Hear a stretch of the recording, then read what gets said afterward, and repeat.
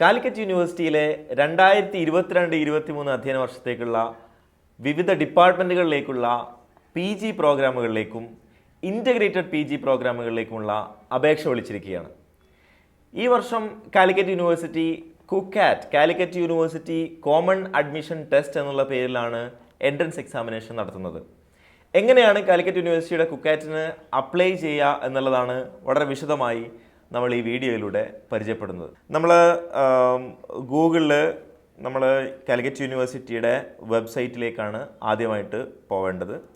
കാലിക്കറ്റ് യൂണിവേഴ്സിറ്റിയുടെ വെബ്സൈറ്റിലേക്ക് പോയി കഴിഞ്ഞാൽ നമുക്ക് ഒരു ഇൻ്റർഫേസ്, ഇങ്ങനത്തെ ഇൻ്റർഫേസാണ് കാണാൻ വേണ്ടി സാധിക്കുക.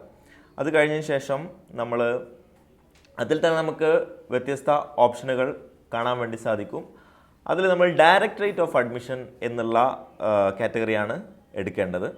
അതെടുത്തു കഴിഞ്ഞതിന് ശേഷം നമുക്ക് ഇങ്ങനെ ഒരു വിൻഡോ ആണ് കാണാൻ വേണ്ടി സാധിക്കുക. ഇതിൽ നിങ്ങൾക്ക് കൃത്യമായി CUCAT അപ്ലൈ നൗ എന്ന് കാണാം.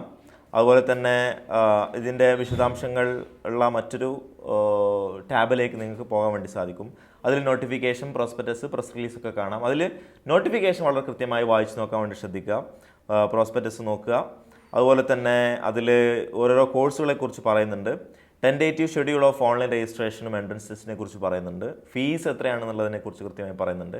അതിൽ സ്ലോട്ടും കൃത്യമായി കൊടുത്തിട്ടുണ്ട്, സെഷൻ്റെ എപ്പോഴൊക്കെയാണ് ഉണ്ടാവുക. അപ്പോൾ സെഷന് അതിനനുസരിച്ച് നമ്മൾ എന്ത് ചെയ്യണം, സബ്ജക്റ്റ് കൊടുക്കണം. ഓരോരോ സബ്ജക്റ്റ്, അതിൻ്റെ എലിജിബിലിറ്റി, അതുമായി ബന്ധപ്പെട്ടുള്ള ഏതൊക്കെ കോഴ്സുകളാണുള്ളത്, അതിൽ എത്ര ഇൻടേക്ക് ആണുള്ളത് എന്നുള്ളതിനെ കുറിച്ചൊക്കെ കൃത്യമായിട്ട് കൊടുത്തതായിട്ട് നമുക്ക് കാണാൻ വേണ്ടി സാധിക്കും.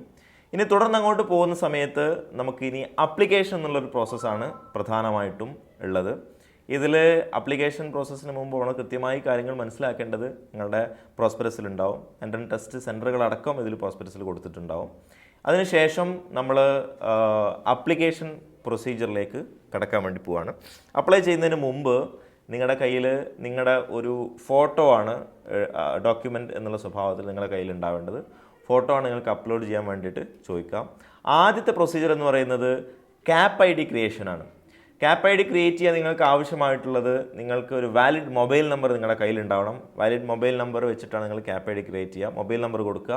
അതുപോലെ തന്നെ ഏത് കോഴ്സിനാണ് അവിടെ അപ്ലൈ ചെയ്യുന്നത് എന്നുള്ളത്. നിങ്ങൾ ഹയർ സെക്കൻഡറി വിദ്യാർത്ഥികളാണെന്നുണ്ടെങ്കിൽ നിങ്ങൾക്ക് ഇൻ്റഗ്രേറ്റഡ് പ്രോഗ്രാം അവിടെ പ്രൊവൈഡ് ചെയ്യുന്നുണ്ട്. അതുപോലെ തന്നെ ഡിഗ്രി കഴിഞ്ഞ വിദ്യാർത്ഥികൾക്ക് PG പ്രോഗ്രാമുകളുണ്ട്, LLM പ്രോഗ്രാമുണ്ട്. അതുപോലെ തന്നെ നിങ്ങൾക്ക് BPEd ഇൻ്റഗ്രേറ്റഡ് പ്രോഗ്രാമുണ്ട്, ഫിസിക്കൽ എഡ്യൂക്കേഷൻ. ഇത്തരം കോഴ്സുകളൊക്കെ കാണാൻ വേണ്ടി സാധിക്കും. ഗെറ്റ് OTP എന്നുള്ളത് ക്ലിക്ക് ചെയ്ത് കഴിഞ്ഞാൽ നിങ്ങൾക്ക് നിങ്ങളുടെ ഫോൺ നമ്പറിലേക്ക് ഒരു OTP വരുന്നതായിരിക്കും.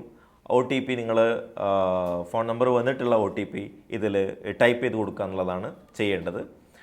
OTP ടൈപ്പ് ചെയ്ത് കഴിഞ്ഞാൽ നമ്മൾ പിന്നെ വെരിഫൈ എന്നുള്ള ഓപ്ഷൻ കൊടുക്കണം. വെരിഫൈ ഓപ്ഷൻ കൊടുത്തു കഴിഞ്ഞാൽ നിങ്ങൾക്ക് മറ്റൊരു ടാബിലേക്കാണ് പോകാൻ വേണ്ടി സാധിക്കുക. അതിൽ നിങ്ങളുടെ ഡിസ്ട്രിക്റ്റ് ചോദിക്കും, ഡിസ്ട്രിക്റ്റ് കൊടുക്കുക. അതുപോലെ തന്നെ നിങ്ങളുടെ പേര് ചോദിക്കും. ഇവിടെ നമ്മൾ ഡമ്മി ആയിട്ട് ഇൻക്യുബേഷൻ്റെ പേരും ഡേറ്റ് ഓഫ് ബർത്തും എല്ലാ ഡീറ്റെയിൽസ് നമ്മൾ ഡമ്മി ആയിട്ടാണ് കൊടുക്കുന്നത്.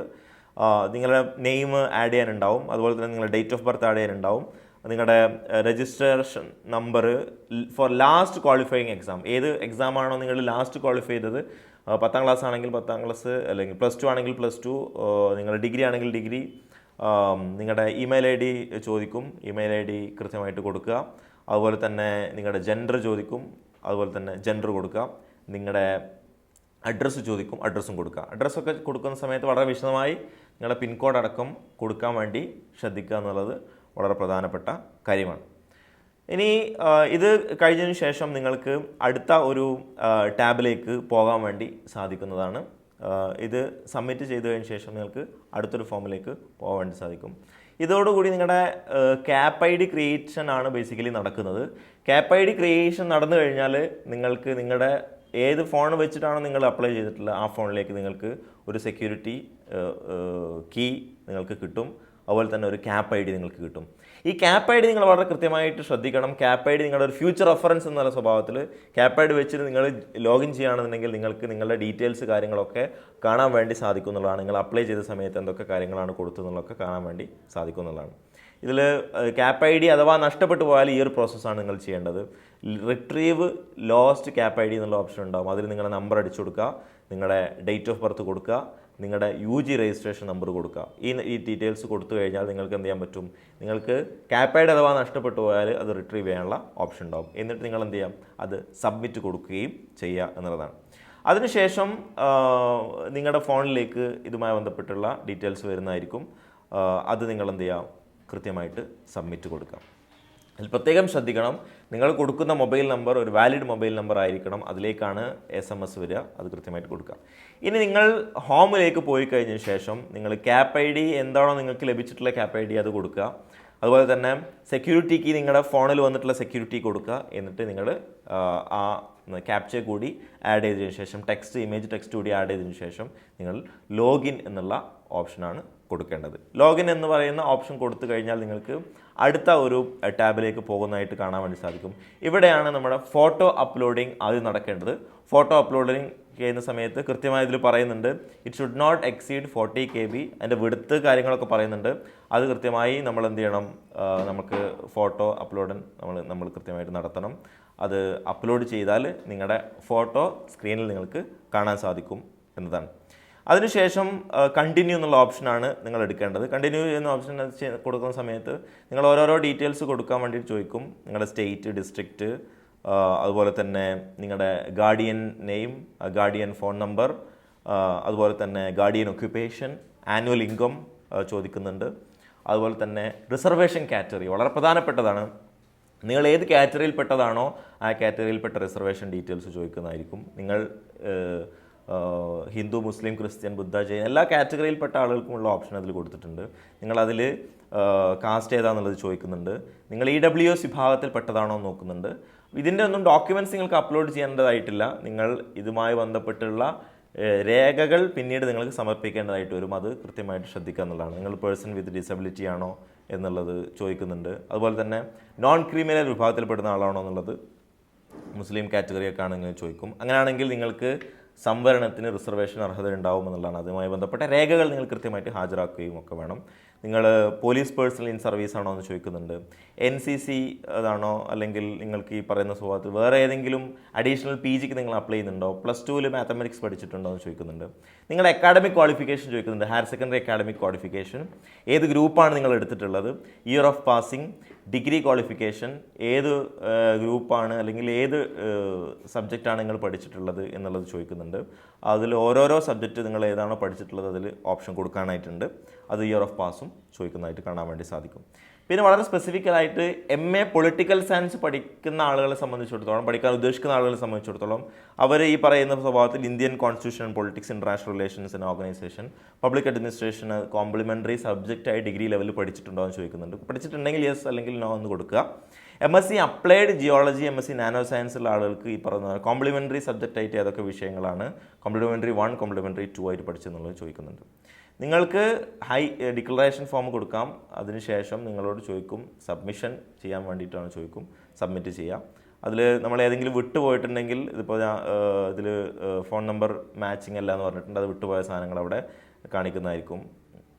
ഇനി അടുത്ത ഇതിൽ നിങ്ങൾക്ക് 4 ചോയ്സ് വരെ ഓപ്റ്റ് ചെയ്യാനുണ്ടാവും. 4 സബ്ജക്റ്റ് വരെ നിങ്ങൾക്ക് ഓപ്റ്റ് ചെയ്യാനുണ്ടാവും. നമ്മൾ 4 സബ്ജക്റ്റ് ചൂസ് ചെയ്യാണ്. അതിൽ ഫീസ് സ്ട്രക്ചർ ഇങ്ങനെയാണ്. ജനറലിന് 550 രൂപയും SC/STക്ക് 240 രൂപയുമാണ്. പിന്നീട് ചേഞ്ച് ചെയ്യാൻ പറ്റാത്ത സ്വഭാവത്തിലായിരിക്കും ഉണ്ടാവുക. നമ്മൾ കൊടുത്ത ഓപ്ഷൻ അനുസരിച്ചുള്ള കോളേജസും അതുപോലെ തന്നെ കോഴ്സുമാണ് അതിൽ ഡീറ്റെയിൽസ് ഉണ്ടാവുക. ഞാൻ ഈ ഓപ്ഷൻസൊക്കെ കൊടുക്കുകയാണ്. ഒരു ഓപ്ഷൻ നിങ്ങൾക്ക് ഒരു പ്രാവശ്യം മാത്രമേ കൊടുക്കാനുള്ള സാധ്യത ഉണ്ടാവുകയുള്ളൂ. ഇപ്പോൾ നമ്മൾ ഒരേ ഓപ്ഷൻ തന്നെ രണ്ടാമത് കൊടുക്കുകയാണെന്നുണ്ടെങ്കിൽ നിങ്ങൾക്ക് അങ്ങനെ കൊടുത്തു എന്ന് പറഞ്ഞിട്ടുള്ള സംഗതിയാണതിൽ കാണാൻ വേണ്ടി സാധിക്കുക. നമ്മളിപ്പോൾ ഒരേ ഓപ്ഷൻ തന്നെ കൊടുത്തു നോക്കുകയാണ്. അപ്പോൾ അവർ പറയുന്നത് എന്താണ്, ഓൾറെഡി നിങ്ങൾ ഓപ്ഷൻ കൊടുത്തിട്ടുണ്ട് എന്നുള്ളതാണ് പറയുന്നത്. അപ്പോൾ നമുക്ക് മറ്റു ഓപ്ഷൻ കൊടുക്കേണ്ടതായിട്ട് വരും. അപ്പോൾ ഒരു ഓപ്ഷൻ ഒരു കോളേജ് എന്നുള്ള സ്വഭാവത്തിൽ കൊടുക്കുക. ചില കോഴ്സുകൾ വിവിധ കോളേജുകളിലാണ് ഉള്ളത്, യൂണിവേഴ്സിറ്റി സെൻറ്ററുകളിലാണുള്ളത്. മിക്ക കോഴ്സുകളും യൂണിവേഴ്സിറ്റി ഡിപ്പാർട്ട്മെൻറ്റിലാണ് ഉള്ളത് എന്നുള്ളതാണ് മനസ്സിലാക്കേണ്ടത് PG പ്രോഗ്രാമിനെ സംബന്ധിച്ചിടത്തോളം. അങ്ങനെ നമ്മൾ ഡീറ്റെയിൽസ് ഒക്കെ വെരിഫൈ ചെയ്യാനുള്ള ഒരു ഓപ്ഷൻ കാണാം. അത് കഴിഞ്ഞ ശേഷം finalise and proceed to payment എന്നുള്ള സംഗതിയാണ് ചെയ്യേണ്ടത്. പേയ്മെൻറ്റ് പ്രോസസ്സിലേക്ക് നമ്മൾ കടക്കുന്നില്ല. ഇനി പേയ്മെൻറ്റ് കൂടി കഴിഞ്ഞാൽ നിങ്ങൾക്ക് ഇതുമായി ബന്ധപ്പെട്ടുള്ള ഒരു ഫോർമാറ്റ് എന്നുള്ള സ്ഥലത്ത് ഒരു PDF ഫയൽ നിങ്ങൾക്ക് കിട്ടും. അത് നിങ്ങൾ ഫ്യൂച്ചർ റെഫറൻസിന് വേണ്ടി സൂക്ഷിക്കുകയാണ് ചെയ്യേണ്ടത്. ഇത്രയുമാണ് കാലിക്കറ്റ് യൂണിവേഴ്സിറ്റി കുക്കാറ്റുമായി ബന്ധപ്പെട്ട് നിങ്ങൾ മനസ്സിലാക്കേണ്ട ആപ്ലിക്കേഷൻ പ്രൊസീജിയർ. വളരെ കൃത്യതയോടുകൂടി ശ്രദ്ധിച്ച് നിങ്ങൾ ആപ്ലിക്കേഷൻ പ്രോസസ്സ് പൂർത്തീകരിക്കാൻ വേണ്ടി ശ്രമിക്കേണ്ടതാണ്. കാലിക്കറ്റ് യൂണിവേഴ്സിറ്റിയിലെ വിവിധ PG കോഴ്സുകളുമായി ബന്ധപ്പെട്ട് സൈക്കോളജി, ഇംഗ്ലീഷ്, അതുപോലെ തന്നെ പൊളിറ്റിക്കൽ സയൻസ് പോലെയുള്ള വിഷയങ്ങൾക്ക് team incubation, premier entrance preparation programme എന്നുള്ള പേരിൽ എൻട്രൻസിന് വേണ്ടിയിട്ടുള്ള പ്രിപ്പറേഷന് വേണ്ടിയിട്ടുള്ള കോച്ചിങ് പ്രോഗ്രാം നൽകുന്നുണ്ട്. താല്പര്യമുള്ള വിദ്യാർത്ഥികൾക്ക് അതിൻ്റെ ഭാഗമാവാവുന്നതാണ്. അതിൻ്റെ ഡീറ്റെയിൽസ് ഞാൻ ഡിസ്ക്രിപ്ഷൻ ബോക്സിൽ കൊടുക്കുന്നുണ്ട്.